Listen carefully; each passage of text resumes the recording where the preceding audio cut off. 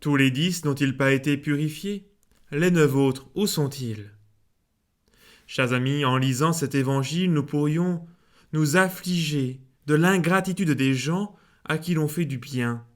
Cela nous est sans doute arrivé bien souvent.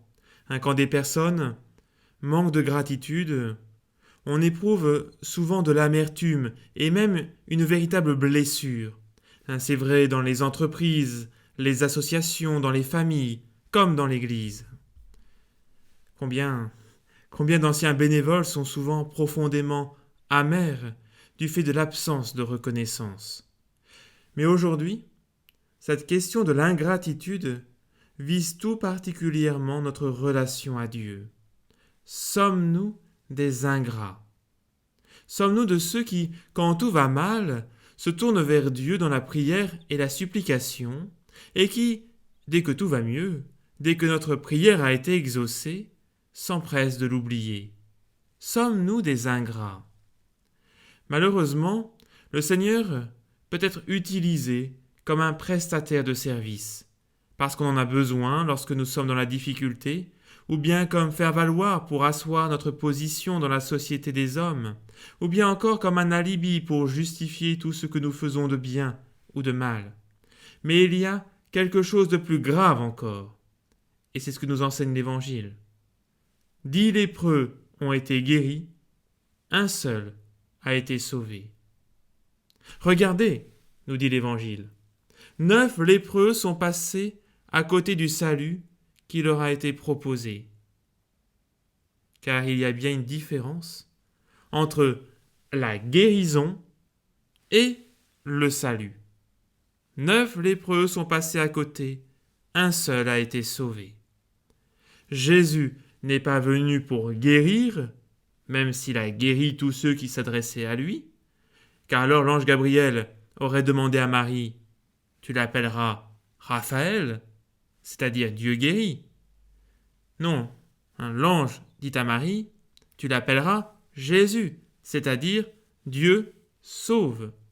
Quel est le but, le sens de la mission de Jésus? Jésus est venu nous proposer le salut, la victoire sur la mort. Il est venu nous sauver. Et cette victoire ne peut s'obtenir qu'en accueillant la grâce que Dieu nous donne. Le Samaritain de l'Évangile n'est pas seulement reconnaissant. À travers sa guérison, il perçoit en Jésus autre chose qu'un simple thaumaturge.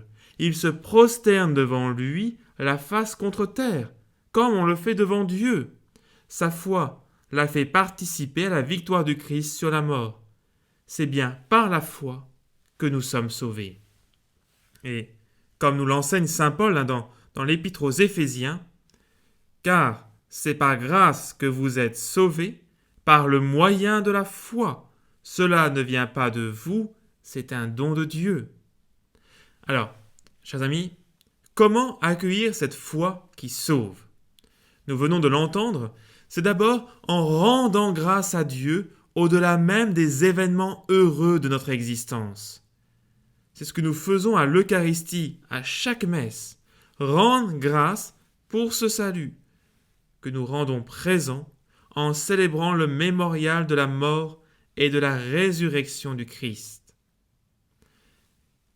Chers amis, c'est pour cela que l'Église nous demande de respecter le précepte dominical. Je vous cite le catéchisme au numéro 1247. Le dimanche et les autres jours de fête de précepte, les fidèles sont tenus par l'obligation de participer à la messe. De plus, ils s'abstiendront de ces travaux et de ces affaires qui empêchent le culte dû à Dieu. Bien évidemment, cette loi nécessite d'être vécue dans la foi et non comme une règle extérieure. Mais elle nous rappelle l'importance, même l'obligation que nous avons en tant que fidèles du Christ de rendre grâce chaque dimanche pour le don du salut que Dieu nous fait. Ne soyons pas des ingrats, rendons grâce à Dieu, et il n'y a pas de meilleure, de plus grande action de grâce que l'Eucharistie. Dieu nous offre la vie éternelle, soyons au rendez-vous. Alors je vous propose de conclure avec cette prière du pape Clément VI. Je t'offre, Seigneur, mes pensées. Aide-moi à ne penser qu'en toi. Je t'offre mes paroles. Aide-moi à parler de toi. Je t'offre, Seigneur, mes actions, qu'elles soient l'accomplissement de ta volonté. Je t'offre mes peines. Aide-moi à souffrir pour toi. Seigneur, je veux ce que tu veux, parce que tu le veux, et autant que tu le veux. Je te prie, Seigneur, d'éclairer mon esprit, d'embraser ma volonté, de purifier mon corps et de sanctifier mon âme. Chers amis, en ce dimanche, soyons dans l'action de grâce pour ce que le Seigneur vient nous apporter. Il vient nous apporter notre salut. Alors que la bénédiction de Dieu, Père, Fils et Saint-Esprit, descende sur vous tous et repose à jamais. Amen.